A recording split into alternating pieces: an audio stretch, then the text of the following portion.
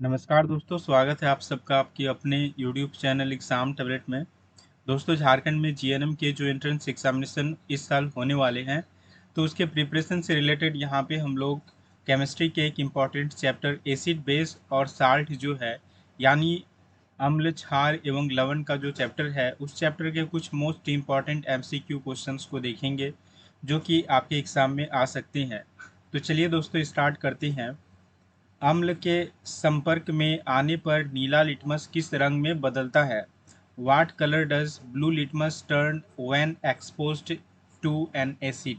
यानी एक एसिड में अगर नीले लिटमस पेपर को डाल दिया जाए तो उसका कलर में क्या चेंज आएगा? ऑप्शन ए में हो गया नीला हो जाएगा, या फिर ऑप्शन बी में हरा, या फिर ऑप्शन सी में लाल, या फिर ऑप्शन डी में पीला। तो इसका सही जवाब है कि अगर नीले लिटमस पेपर को हम लोग अम्ल के संपर्क में लाते हैं या अम्ल में डालते हैं तो क्या होगा? नीला लिटमस पेपर किस में बदल जाएगा? रेड कलर में बदल जाएगा। चलिए, उसके बाद जो नेक्स्ट आपके यहाँ पे क्वेश्चन है, इसमें आपको क्या पूछा गया है कि अम्ल और क्षार के बीच अभिक्रिया को क्या कहा जाता है? देखिए, अगर एसिड और बेस के बीच में अगर रिएक्शन होता है तो उसको क्या कहा जाता है? ऑप्शन ए में न्यूट्रलाइजेशन यानी उदासीन अभिक्रिया, या फिर अपघटन, या फिर संयोजन, या फिर विस्थापन। तो इसका जो सही जवाब है कि अम्ल और क्षार के बीच में जो अभिक्रिया होती है, इसको बोलते हैं उदासीनीकरण अभिक्रिया। यानी अम्ल और क्षार अगर अभिक्रिया करते हैं तो क्या बनाते हैं?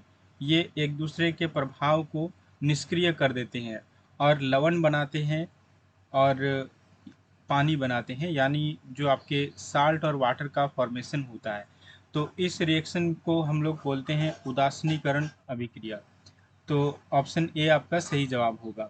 चलिए, उसके बाद जो नेक्स्ट आपके यहाँ पे क्वेश्चन है, थर्ड नंबर का जो क्वेश्चन है, इसमें आपको क्या पूछा गया है कि निम्नलिखित में से कौन सा घोल न्यूट्रल होता है, यानी कौन सा घोल यहाँ पे उदासीन है? ऑप्शन ए में हो गया H2SO4 यानी सल्फ्यूरिक एसिड, या फिर ऑप्शन बी में हो गया सोडियम हाइड्रोक्साइड, या फिर ऑप्शन सी में हो गया पानी यानी वाटर, या फिर ऑप्शन डी में हो गया अमोनियम हाइड्रोक्साइड। तो इसका जो सही जवाब है कि निम्न में से कौन सा घोल न्यूट्रल है यानी उदासीन है, तो ये है आपका वाटर। वाटर का पीएच लगभग 7 के बराबर होता है। मतलब पीएच स्केल जो होता है उसमें जो आपका 7 पीएच जहाँ पे अंकित रहता है, लगभग उसके बराबर आपका रहता है वाटर का पीएच। उसके बाद जो नेक्स्ट आपके यहाँ पे क्वेश्चन है, इसमें आपको क्या पूछा गया है कि जब अम्लीय और क्षारीय घोल को मिलाया जाता है तो क्या उत्पाद बनता है? तो देखिए, जब एसिड और बेसिक सॉल्यूशन को यहाँ पे मिक्स किया जाता है तो क्या बनता है? ऑप्शन ए में अम्ल और लवण यानी एसिड और साल्ट, या फिर ऑप्शन बी में हो गया पानी और लवण, या फिर ऑप्शन सी में हो गया क्षार और लवण, या फिर ऑप्शन डी में हो गया हाइड्रोजन गैस। तो इसका जो सही जवाब है कि जब भी हम लोग अम्ल को क्षार से मिक्स करते हैं तो क्या होता है? उदासीनीकरण अभिक्रिया होती है, न्यूट्रलाइजेशन रिएक्शन होता है, और वहाँ पे क्या बनते हैं? वहाँ पे बनते हैं आपके साल्ट और वाटर बनते हैं, यानी आपके लवण और जल बनते हैं। ऑप्शन बी आपका सही जवाब है। चलिए, उसके बाद जो नेक्स्ट आपके यहाँ पे क्वेश्चन है, इसमें आपको क्या पूछा गया है कि जब जिंक धातु को तनु सल्फ्यूरिक अम्ल में डाला जाता है तो कौन सी गैस उत्पन्न होती है? When zinc metal is added to dilute sulphuric acid which gas is produced? Option A में हो गया ऑक्सीजन, या फिर ऑप्शन बी में हो गया नाइट्रोजन, या फिर ऑप्शन सी में हो गया हाइड्रोजन, या फिर ऑप्शन डी में हो गया कार्बन डाइऑक्साइड। तो इसका जो सही जवाब है ये है आपका ऑप्शन सी हाइड्रोजन। देखिए, जब भी जिंक को आप तनु सल्फ्यूरिक अम्ल में डालेंगे तो क्या होगा? तब आपका यहाँ पे जिंक सल्फेट बनेगा और फिर आपका हाइड्रोजन गैस क्या होगा? रिलीज होगा। तो आप कुछ इस तरीके से ये अभिक्रिया देख सकते हैं, जैसे H2SO4, ये आपका क्या हो गया? मान लीजिए कि ये आपका तनु सल्फ्यूरिक एसिड हो गया। ठीक है, अगर इसमें आप जिंक डालते हैं तो यहाँ पे क्या बनाएगा? यहाँ पे आपके बनाएगा जिंक सल्फेट ZnSO4, ये एक्वस सॉल्यूशन होगा, और फिर आपका H2 गैस रिलीज होगा। तो यहाँ पे देखिए आपका हाइड्रोजन गैस क्या हो रहा है? रिलीज हो रहा है। इसलिए जब भी जिंक को तनु सल्फ्यूरिक अम्ल में डाला जाता है तो हाइड्रोजन गैस क्या होता है, रिलीज होता है, निकलता है। उसके बाद जो आपका यहाँ पे क्वेश्चन है, नेक्स्ट जो क्वेश्चन है इसमें क्या पूछा गया है कि धातुओं और अम्लों के बीच अभिक्रिया का सामान्य समीकरण क्या है। जनरल इक्वेशन क्या है, जब भी अगर किसी मेटल को आप एसिड से रिएक्शन कराते हैं तो क्या बनता है। तो देखिए ऑप्शन ए में हो गया धातु प्लस अम्ल आफ्टर रिएक्शन लवण प्लस जल बनाते हैं, या फिर धातु प्लस अम्ल लवण और हाइड्रोजन गैस बनाते हैं, या फिर धातु प्लस अम्ल अगर करते हैं तो ऑक्साइड और जल बनाते हैं, या फिर धातु और अम्ल मिलकर रिएक्शन करके लवण और ऑक्सीजन बनाते हैं। तो देखिए इसका जो सही जवाब है ये है आपका ऑप्शन बी। देखिए जब भी धातु कोई भी मेटल जब एसिड से रिएक्शन करता है तो क्या बनाता है, साल्ट बनाता है, और क्या बनाता है, हाइड्रोजन गैस क्या करता है, रिलीज करता है। देखिए जब यहाँ पे आप देखिए 5वें नंबर क्वेश्चन में क्या है, ये H2SO4 क्या है, अम्ल है। जिंक आपका क्या है, ये आपका धातु है। तो जिंक जब आपके H2SO4 से रिएक्शन किया तो क्या बनाया, जिंक सल्फेट बनाया। जिंक सल्फेट यहाँ पे क्या है, ये आपका साल्ट है, और हाइड्रोजन गैस यहाँ पे रिलीज हो गया। तो यही इसको एक नॉर्मलाइजेशन यहाँ पे समीकरण के रूप में, जनरल इक्वेशन के रूप में इसको यहाँ पे दिखाया गया है, जो कि ऑप्शन बी आपका सही जवाब होगा। इसके बाद जो आपका यहाँ पे क्वेश्चन है, इसमें आपको क्या पूछा गया है कि जब धातु कार्बोनेट या धातु हाइड्रोजन कार्बोनेट अम्ल के साथ अभिक्रिया करता है तो क्या उत्पन्न होता है। देखिए what is produced when a metal carbonate और metal hydrogen carbonate reacts with an acid. Option A में हो गया लवण जल और हाइड्रोजन गैस बनते हैं, या फिर आपका ऑप्शन बी में है लवण जल और ऑक्सीजन बनते हैं, या फिर ऑप्शन सी में हो गया लवण कार्बन डाइऑक्साइड और आपके जल बनते हैं, या फिर ऑप्शन डी में हो गया लवण और नाइट्रोजन यानी साल्ट और नाइट्रोजन बनते हैं। तो इसका जो सही जवाब है कि जब भी धातु जो कार्बोनेट या फिर धातु का जो हाइड्रोजन कार्बोनेट होता है, ये जब भी आपके अम्ल के साथ अभिक्रिया करते हैं तो क्या बनाते हैं, साल्ट बनाते हैं, कार्बन डाइऑक्साइड बनाते हैं और वाटर बनाते हैं। इसके लिए भी एक हम लोग इक्वेशन को देख लेते हैं। देखिए आप यहाँ पे देखिए Na2CO3 ये आपका क्या हुआ, सोडियम कार्बोनेट, ये सॉलिड है, और इसको जब आप HCl से अभिक्रिया कराइएगा, ठीक है, HCl से जब आप अभिक्रिया कराइएगा तो यहाँ पे क्या बनेगा, यहाँ पे बनाएगा NaCl, सोडियम क्लोराइड बनाएगा, और फिर क्या बनाएगा, H2O बनाएगा, ये लिक्विड होगा, और फिर क्या बनाएगा, CO2 गैस बनाएगा। ठीक है, तो देखिए ये आपका क्या हुआ, ये आपका धातु कार्बोनेट हुआ, ये आपका एसिड हुआ, और जब भी धातु कार्बोनेट जब भी एसिड के साथ रिएक्शन करेगा तो क्या बनाएगा, साल्ट बनाएगा, वाटर बनाएगा और कार्बन डाइऑक्साइड बनाएगा। चलिए उसके बाद जो नेक्स्ट आपके यहाँ पे क्वेश्चन है, इसमें आपको क्या पूछा गया है कि जब सोडियम कार्बोनेट Na2CO3 को तनु हाइड्रोक्लोरिक अम्ल के साथ अभिक्रिया कराई जाती है तो क्या होगा, तो कौन सी गैस उत्पन्न होती है। When sodium carbonate reacts with dilute hydrochloric acid which gas is produced। Option A में हो गया हाइड्रोजन, या फिर ऑप्शन बी में हो गया ऑक्सीजन, या फिर ऑप्शन सी में हो गया कार्बन डाइऑक्साइड, या फिर ऑप्शन डी में हो गया क्लोरीन। तो इसका जो सही जवाब है ये आपका है कार्बन डाइऑक्साइड। यही रिएक्शन है, ये आप यहाँ पे देख सकते हैं कि आपका सोडियम कार्बोनेट तनु हाइड्रोक्लोरिक एसिड के साथ रिएक्शन किया तो क्या बनाया, NaCl बनाया और जल बनाया, और यहाँ पे आपका कार्बन डाइऑक्साइड गैस यहाँ पे रिलीज हुआ। उसके बाद जो आपका यहाँ पे नेक्स्ट क्वेश्चन है, इसमें आपको क्या पूछा गया है कि अम्ल और धातु के बीच होने वाली अभिक्रिया के परिणाम स्वरूप क्या होता है। देखिए what is the result of reaction between acid and metal. तो एसिड और मेटल जब भी रिएक्शन करते हैं तो क्या बनाते हैं, आप क्या जानते हैं, लवण और क्या बनाते हैं, हाइड्रोजन गैस बनाते हैं। तो इसका सही जवाब क्या होगा, ऑप्शन बी होगा, साल्ट और हाइड्रोजन गैस। चलिए उसके बाद जो नेक्स्ट आपके यहाँ पे क्वेश्चन होंगे, इसमें आपको क्या पूछ रहे हैं कि चूने के पानी यानी कैल्शियम हाइड्रोक्साइड में अगर कार्बन डाइऑक्साइड पास करने पर कौन सा अवलोकन होता है, मतलब अगर कार्बन डाइऑक्साइड को वहाँ से गुजारेंगे तो क्या अवलोकन हम लोग कर पाएंगे, क्या हम लोग देख पाएंगे। What observation is made when carbon dioxide is passed through lime water calcium hydroxide. तो ऑप्शन ए में हो गया आपका पानी में बुलबुले बनते हैं, या फिर ऑप्शन बी में हो गया चूने का पानी दूधिया सफ़ेद हो जाता है, या फिर ऑप्शन सी में हो गया पानी का रंग लाल हो जाता है, या फिर ऑप्शन डी में कोई अभिक्रिया नहीं होती है। तो यहाँ पे देखिए इसका जो सही जवाब है, जब भी चूने के पानी से यानी कैल्शियम हाइड्रोक्साइड से कार्बन डाइऑक्साइड को गुजारा जाता है तो क्या होगा, तो चूने का जो पानी है ये क्या होता है, दूधिया सफ़ेद हो जाता है। लाइम वाटर किस में बदल जाता है, मिल्की वाइट में बदल जाता है। तो देखिए इसका जो आपका रिएक्शन होता है ये कैसे होता है, ये भी देख लीजिए।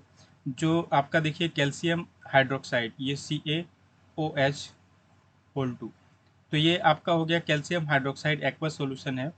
अगर इसको आप कार्बन डाइऑक्साइड इससे गैस गुजारते हैं या फिर पास कराते हैं तो क्या होगा, तो यहाँ पे क्या बनेगा, आपका कैल्शियम कार्बोनेट बनेगा, CaCO3 कैल्शियम कार्बोनेट बनेगा, ये आपका सॉलिड रहेगा।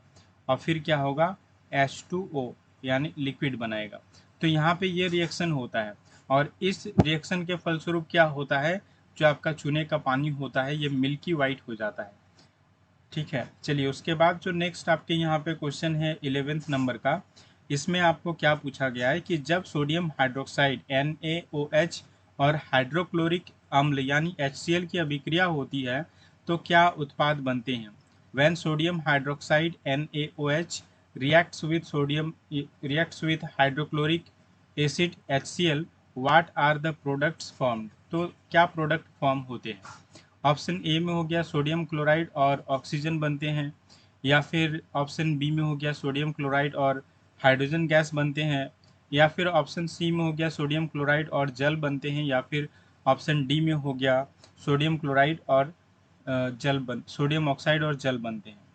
तो देखिए इसका जो सही जवाब है ये है आपका ऑप्शन सी, इसका सही जवाब है।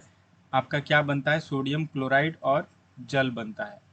तो देखिए ये जो रिएक्शन होता है ये कैसे होता है, ये आपका हो गया सोडियम NaOH सोडियम हाइड्रोक्साइड हो गया, और उसके बाद देखिए अगर इससे HCl की अभिक्रिया कराई जाती है, यानी हाइड्रोक्लोरिक एसिड से अभिक्रिया कराई जाती है तो क्या बनती है, ये सोडियम क्लोराइड बनती है। NaCl एक्वस सोल्यूशन होगा प्लस H2O ये लिक्विड होगा।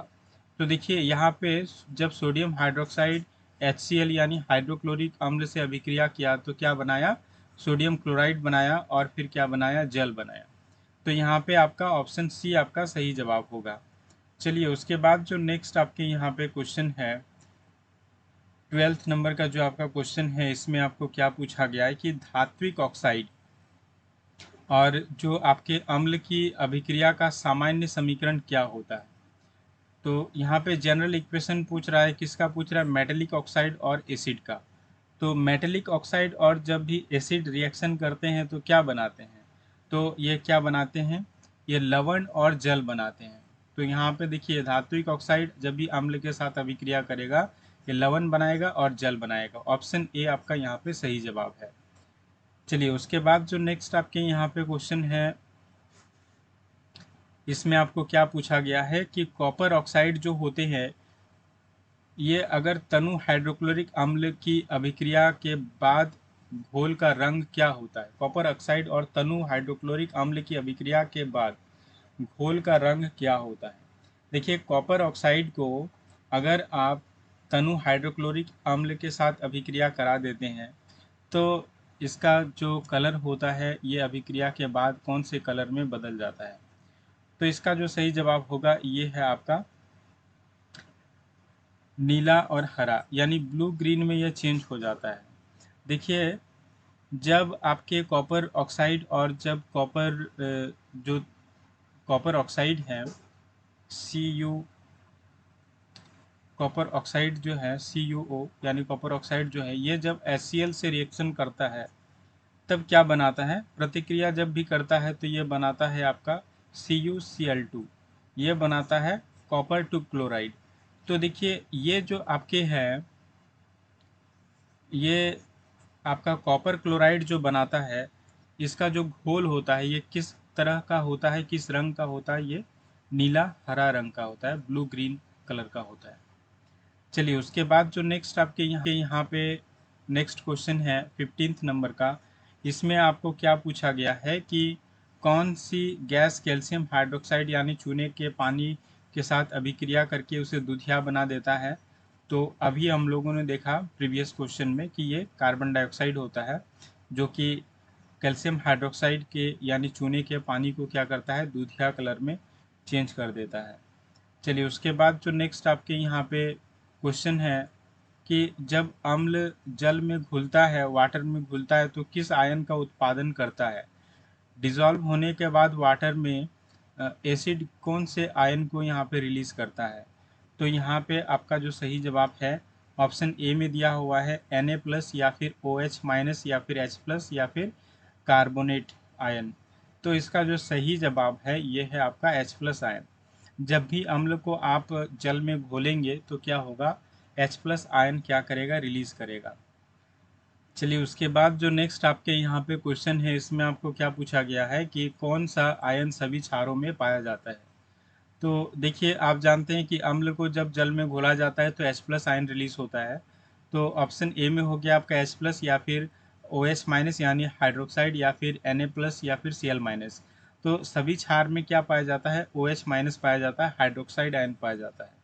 फॉर एग्जाम्पल देखिए आपके सोडियम हाइड्रोक्साइड, इसको अगर हम लोग जल में घोल देंगे तो क्या होगा, ये OH- आयन क्या करेगा, रिलीज करेगा। ये एक तो बनाएगा Na+ और OH- बनाएगा। ठीक है, तो क्षार में जितने भी क्षार होते हैं, आप चाहे पोटेशियम हाइड्रोक्साइड को ले लीजिए, इसमें भी आपके क्या हैं, OH- आयन है।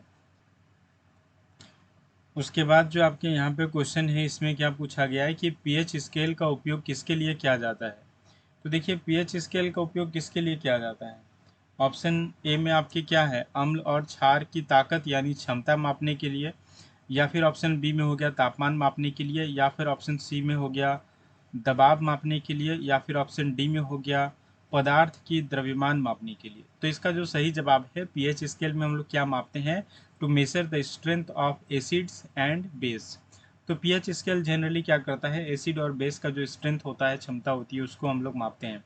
और मेनली असल में देखा जाता है जो पीएच स्केल है, ये क्या करता है, ये हाइड्रोजन आयन का जो कॉन्सेंट्रेशन होता है, इसको क्या करता है, मेजर करता है। चलिए उसके बाद जो नेक्स्ट आपकी यहाँ पे क्वेश्चन है, देखिए इसमें आपको क्या पूछा गया है कि कौन सा अम्ल का पीएच मान निम्नलिखित में सबसे कम होता है? तो इसमें से चार ऑप्शन दिए हुए हैं, इसमें से किसका पीएच मान जो है, पीएच वैल्यू है, ये सबसे कम है? हाइड्रोक्लोरिक एसिड या फिर एसिटिक एसिड या फिर नाइट्रिक एसिड या फिर सल्फ्यूरिक एसिड? तो यहाँ पे जो इसका सही जवाब है ये है आपका हाइड्रोक्लोरिक एसिड। हाइड्रोक्लोरिक एसिड का यहाँ पे सबसे क्या है, सबसे कम पीएच मान है। चलिए उसके बाद जो नेक्स्ट आपके यहाँ पे क्वेश्चन है, इसमें क्या पूछा गया है कि पीएच 5.5 से नीचे मुंह में होने पर क्या समस्या हो सकती है? देखिए अगर हमारे जो माउथ है, इसका अगर पीएच अगर 5.5 से कम हो गया तो क्या होगा? ऑप्शन ए में हो गया डाइजेशन में समस्या हो सकती है, या फिर ऑप्शन बी में हो गया दांत क्षय हो सकता है यानी टूथ डिके होगा, या फिर ऑप्शन सी में हो गया हृदय रोग हो जाएगा, या फिर दृष्टि की हानि होगा यानी लॉस ऑफ विजन होगा। तो यहाँ पे क्या होगा, देखिए अगर 5.5 से नीचे अगर हमारे मुंह का अगर पीएच चला जाता है तो क्या होता है, तो हमारे देखिए दांतों में क्या होता है, इनेमल होता है, और इसी इनेमल को ये क्या करता है, ये कमज़ोर करता है अगर 5.5 से पीएच कम हो जाए तो, और जिससे क्या होता है, दांतों का क्षय होना यानी टूथ डिके होना स्टार्ट हो जाता है। तो ये आपका 5.5 से पीएच कम नहीं जाना चाहिए आपके मुंह में, नहीं तो फिर क्या होंगे, आपके दांत जो है, टीथ जो है, ये डिके होना स्टार्ट हो जाएंगे। दोस्तों यहाँ पे कुछ जो आपके पीएच वैल्यू दिए हुए हैं, ये आपके एनसीईआरटी की किताब जो थी, इसमें आपके दिए हुए थे, और स्केल में पीएच स्केल में दिए हुए थे, जिसको मैंने यहाँ पे लिखा है देखिए जो गैस्ट्रिक जूस होता है, यानी जो हमारे जठर रस होते हैं, यानी जो हमारे आमाशय का जो रस होता है, इसका पीएच वैल्यू कितना होता है। हमारे आमाशय में कौन से यहाँ पे एसिड पाए जाते हैं, HCl पाए जाते हैं। तो देखिए गैस्ट्रिक जूस का पीएच कितना होता है, इसका पीएच कितना होता है आपका 1.2 होता है। उसके बाद देखिए लेमन जूस जो हो गया आपका, नींबू का रस जो हो गया लेमन जूस, ये किसका, इसका पीएच कितना होता है, इसका होता है 2.2 होता है। प्योर वाटर या फिर जो ब्लड होते हैं, इसका पीएच जो हमारे खून है या फिर जल है, इसका पीएच कितना होता है, इसका 7.4 होता है। मिल्क ऑफ मैग्नीशिया, इसका पीएच कितना होता है, जो कि एंटा एसिड के रूप में काम करता है और बहुत सारे दवाइयों में रहते हैं जो कि एंटा एसिड के दवाई होते हैं। मिल्क ऑफ मैग्नीशिया का यहाँ पे देखिए पीएच कितना होता है, 10 होता है। सोडियम हाइड्रोक्साइड सॉल्यूशन का पीएच कितना होता है, इसका होता है आपका 14। और एक देखिए आपके एनसीईआरटी की जो किताब है वहाँ पे एक टेबल है, और उस टेबल में आपके दिए हुए हैं नेचुरल सोर्स यानी प्राकृतिक स्रोत, और एसिड दिए हुए हैं कि उनमें कौन कौन से एसिड पाए जाते हैं। तो इनको आप ज़रूर याद कर लीजिएगा, इनसे आपके क्वेश्चन आने की संभावना रहती है। सिरका में देखिए आपके एसिटिक अम्ल पाए जाते हैं, संतरा में यानी ऑरेंज में आपके साइट्रिक अम्ल पाए जाते हैं, इमली में आपके टार्टरिक अम्ल पाए जाते हैं, और खट्टा दूध या फिर दही में आपके लैक्टिक एसिड पाया जाता है।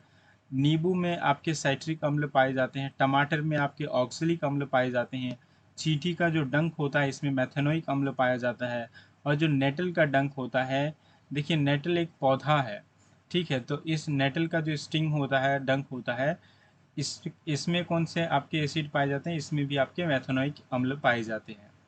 तो आप इसे क्या कीजिएगा, इसे याद कर लीजिएगा इस टेबल को, इससे आपके क्वेश्चन आने की संभावना है। उसके बाद जो नेक्स्ट आपके यहाँ पे प्रश्न है, इसमें आपको क्या पूछा गया है कि निम्नलिखित में से कौन सा यौगिक सोडियम हाइड्रोक्साइड और HCl अम्ल की अभिक्रिया से बनता है। तो ऑप्शन ए में हो गया सोडियम क्लोराइड, या फिर ऑप्शन बी में हो गया सोडियम नाइट्रेट, या फिर ऑप्शन सी में हो गया पोटेशियम सल्फेट, या फिर ऑप्शन डी में हो गया कैल्शियम सल्फेट। तो इसका जो सही जवाब है ये है आपका ऑप्शन ए, आपका सही जवाब है। सोडियम क्लोराइड बनता है जब भी आपके सोडियम हाइड्रोक्साइड यानी NaOH, और जब भी आपके HCl रिएक्शन करते हैं तो क्या बनाते हैं, NaCl बनाते हैं, सोडियम क्लोराइड बनाते हैं, और फिर क्या बनाते हैं, जल बनाते हैं, H2O। ठीक है, तो यहाँ पे आपके सोडियम क्लोराइड ऑप्शन में है, ये आपका ऑप्शन ये आपका सही जवाब होगा। चलिए उसके बाद जो नेक्स्ट आपके यहाँ पे क्वेश्चन है, इसमें क्या पूछा गया है कि किस लवण का पीएच 7 से कम होता है। ऑप्शन ए में हो गया सोडियम एसिटेट, या फिर ऑप्शन बी में हो गया जिंक सल्फेट, या फिर पोटेशियम नाइट्रेट, या फिर सोडियम क्लोराइड। तो इसका जो सही जवाब है ये है आपका जिंक सल्फेट। देखिए जिंक सल्फेट जो बनता है ये कैसे बनता है, H2SO4, यानी जो आपके सल्फ्यूरिक अम्ल होते हैं H2SO4, इसमें अगर जिंक का अभिक्रिया कराया जाता है तो फिर क्या बनाते हैं, ये जिंक सल्फेट बनाते हैं, ZnSO4 बना देते हैं, और फिर आपके क्या बनाते हैं, यहाँ पे H2 गैस आपका रिलीज होता है।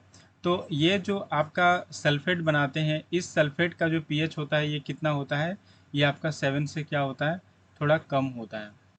चलिए उसके बाद जो नेक्स्ट आपके यहाँ पे क्वेश्चन है, इसमें आपको क्या पूछा गया है कि निम्नलिखित में से कौन सी अभिक्रिया के द्वारा बेकिंग सोडा यानी सोडियम हाइड्रोजन कार्बोनेट तैयार किया जाता है। Which of the following reaction is used to prepare baking soda sodium hydrogen carbonate. तो देखिए यहाँ पे आपके ऑप्शन में दिए हुए हैं, तो यहाँ पे देखिए जो आपके ऑप्शन में दिए हुए हैं, तो आप सोडियम हाइड्रोजन कार्बोनेट का जो फॉर्मूला होता है, यानी बेकिंग सोडा का जब फॉर्मूला होता है वो होता है NaHCO3। तो ये सिर्फ इसी ऑप्शन में है, तो आपका यहाँ पे इजी हो जाता है ऑप्शन को सेलेक्ट करना। NaCl plus H2O plus carbon dioxide plus NH3 यानी अमोनिया, ये क्या बनाते हैं मिलके, sodium hydrogen carbonate plus NH4Cl बनाते हैं। तो ये आपका ऑप्शन बी आपका सही जवाब हो गया। चलिए उसके बाद जो नेक्स्ट आपके यहाँ पे नेक्स्ट क्वेश्चन है, इसमें क्या पूछा गया है कि पानी में घुलने पर कौन सा लवण क्षारीय यानी बेसिक प्रकृति का होता है। Which of the following salt is basic in nature when dissolved in water. Option A में हो गया सोडियम क्लोराइड, या फिर ऑप्शन बी में हो गया सोडियम कार्बोनेट, या फिर ऑप्शन सी में हो गया अमोनियम क्लोराइड, या फिर ऑप्शन डी में हो गया पोटेशियम नाइट्रेट। तो इसका सही जवाब है ये है आपका सोडियम कार्बोनेट। सोडियम कार्बोनेट को जल में घोलने पर क्या होता है, क्षारीय प्रकृति का होता है। चलिए उसके बाद जो नेक्स्ट आपके यहाँ पे क्वेश्चन है, इसमें क्या पूछा गया है कि सोडियम हाइड्रोक्साइड का निर्माण किस विधि से होता है। तो ऑप्शन ए में हो गया सॉल्वे प्रोसेस, या फिर ऑप्शन बी में हो गया कास्टिक सोडा प्रोसेस, या फिर ऑप्शन सी में हो गया क्लोर क्षार विधि, या फिर ऑप्शन डी में हो गया हैबर विधि। तो इसका जो सही जवाब है कि सोडियम हाइड्रोक्साइड को कैसे बनाया जाता है, तो ये आपका क्लोर एल्कली प्रोसेस के थ्रू बनाया जाता है। चलिए उसके बाद जो नेक्स्ट आपके यहाँ पे क्वेश्चन है, इसमें आपको क्या पूछा गया है कि क्लोरीन गैस का निर्माण किस इलेक्ट्रोड पर होता है। तो ऑप्शन ए में हो गया कैथोड, या फिर उसके बाद नेक्स्ट है आपके एनोड, या फिर धातु इलेक्ट्रोड, या फिर अनसर्टेन यानी अनिश्चित, किसी में भी बन सकते हैं। तो दोस्तों यहाँ पे जो आपका सही जवाब है ये है आपका एनोड पे बनते हैं।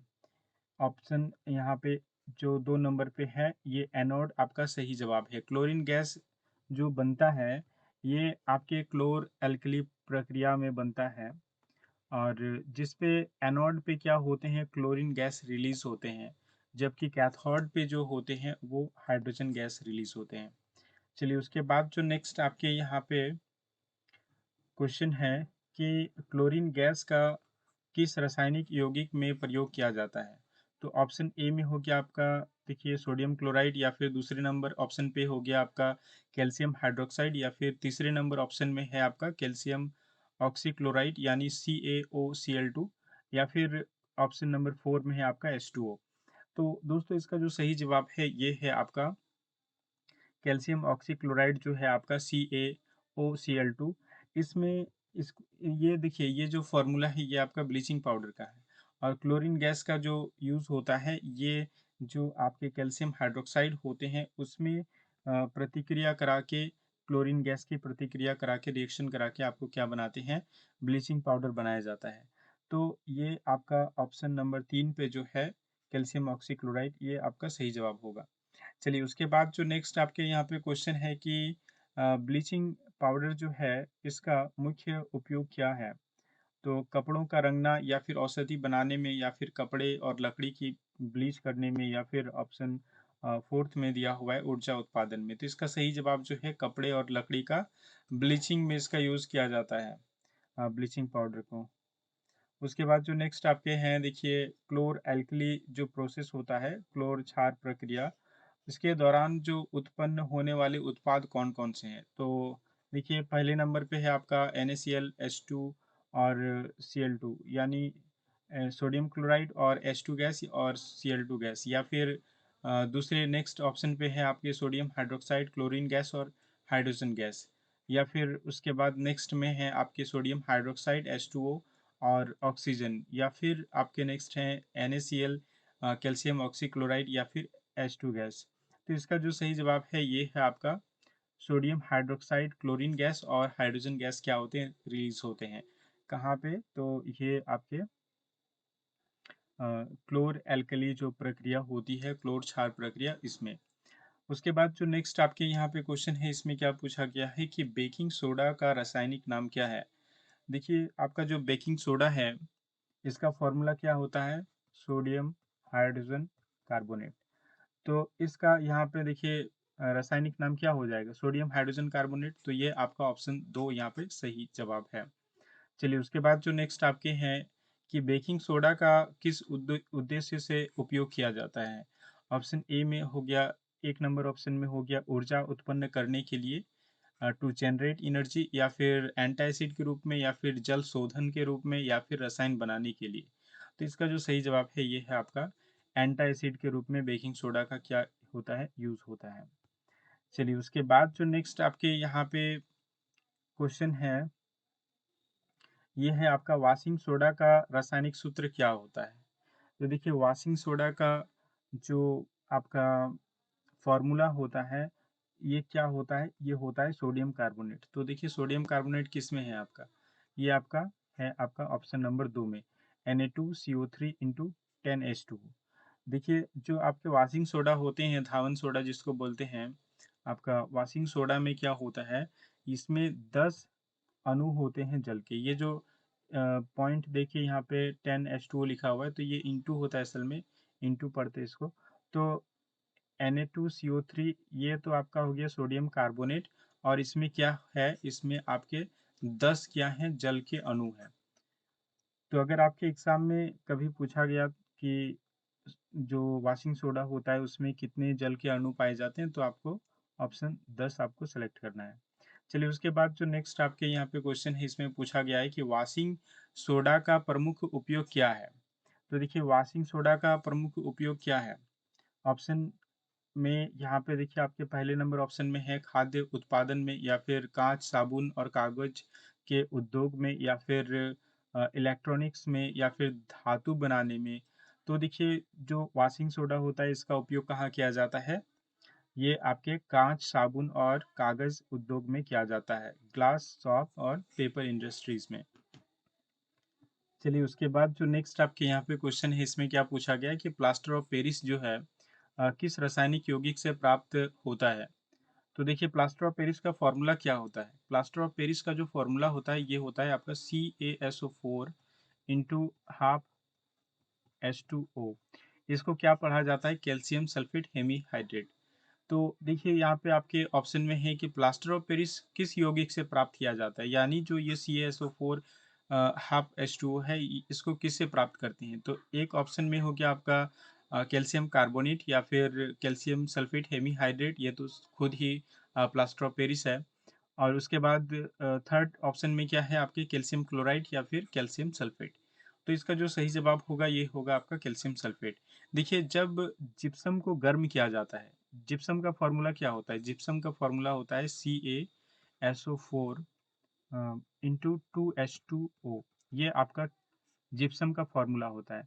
और जब जिप्सम को गर्म किया जाता है तो क्या बनता है, ये बनता है आपका कैल्शियम सल्फेट हेमीहाइड्रेट, यानी प्लास्टर ऑफ पेरिस बनता है।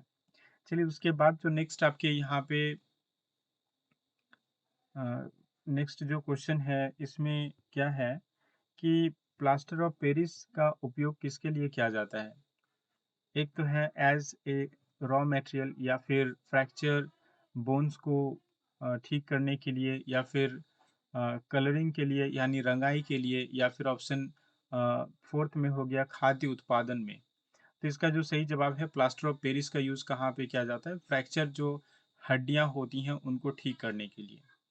तो देखिए यहाँ पे और एक पॉइंट क्या है कि plaster of Paris is a white powder and on mixing with water it change to gypsum once again giving a hard solid mass. तो जब भी प्लास्टर ऑफ पेरिस को हम लोग वाटर में मिक्स करेंगे तो फिर ये किस में बदल जाएगा, ये जिप्सम में बदल जाएगा। और जिप्सम को अगर गर्म करेंगे, CaSO4 इंटू 2H2O, जो जिप्सम है इसको गर्म करेंगे तो ये किस में बदल जाएगा, प्लास्टर ऑफ पेरिस में। तो यहाँ पे देखिए, और on heating gypsum at 373 Kelvin it loses water molecule and become calcium sulfate hemihydrate. This is called plaster of Paris. तो आप जब भी जिप्सम को गर्म कीजिएगा तो क्या बनेगा, ये आपका प्लास्टर ऑफ पेरिस बन जाएगा। और प्लास्टर ऑफ पेरिस में अगर यहाँ पे आप इसको मिक्स कर दीजिएगा वाटर वाटर से, तो क्या बना देगा, फिर से आप ये जिप्सम प्राप्त कर लेंगे। तो दोस्तों ये कुछ इम्पोर्टेंट MCQ क्वेश्चंस थे जो कि आपके एसिड बेस और जो साल्ट का जो चैप्टर है, इससे आपके एग्जामिनेशन में आ सकते हैं। और यहाँ पे इम्पोर्टेंट जो हो जाते हैं, ये आपका एक टेबल जिसको आप याद कर लीजिएगा। और एक चीज़ जो आपके यहाँ पे pH वैल्यू जो दिए हुए हैं, जैसे गैस्ट्रिक जो जूस है यानी जठर रस है, इसका 1.2 होता है, लीमन जूस का आपका 2.2 होता है, प्योर वाटर और ब्लड का 7.4 होता है, मिल्क ऑफ मैग्नीशिया का आपका 10 होता है, और सोडियम हाइड्रोक्साइड सॉल्यूशन का 14 होता है। तो काफ़ी संभावना है कि एक यहाँ से भी और एक यहाँ से भी क्वेश्चन आने की आपकी संभावना है। तो दोस्तों बाकी जितने भी इस चैप्टर के इम्पोर्टेंट हैं मैंने आपको यहाँ पे बता दिया है। और दोस्तों वीडियो को अंत तक देखने के लिए बहुत-बहुत धन्यवाद। वीडियो को लाइक करें, शेयर करें और अगर आप हमारे इस चैनल में नए व्यूअर हैं, तो हमारे इस चैनल को ज़रूर सब्सक्राइब कर लीजिए और बेल आइकन को भी प्रेस कर लीजिए ताकि मैं जब भी वीडियो अपलोड करूं, तो सबसे पहले इसका नोटिफिकेशन आपको मिल पाए।